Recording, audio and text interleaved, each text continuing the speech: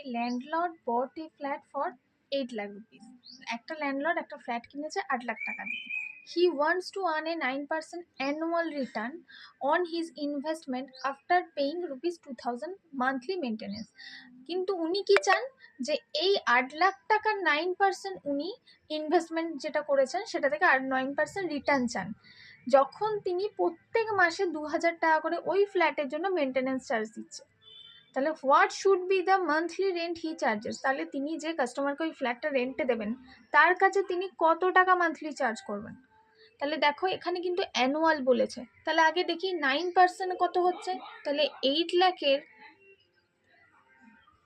9%, এবার পার্সেন্টেজটা আর লিখলাম না, কারণ পার্সেন্টেজটার জন্য আমি নিচে 100 দিচ্ছি।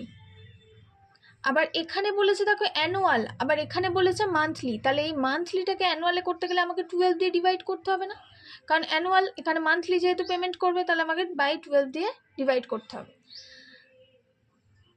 দেখো তাহলে কত হচ্ছে, 3 3 যা 9, 3 4 যা 12, আর 4 2 যা 8, এখানে 3টে জিরো থাকছে।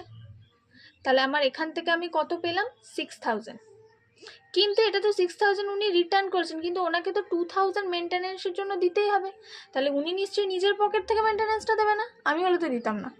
তাহলে উনি কি করবেন, ওই যে যাকে কাস্টমারকে দেবেন ওনার কাছ থেকে ওই 2000 এক্সট্রাটা রেন্টের সঙ্গে অ্যাড করে দেবেন। তাহলে 6000 কি হলো, ওনার প্রফিট হলো, এই 2000টা অ্যাড করে দেবেন যাতে ওনার রেন্ট থেকেই উনি মেনটেন্যান্স চার্জটা দিয়ে দিতে পারে। তাহলে 8000 টাকা তিনি রেন্টের জন্য চার্জ করবেন।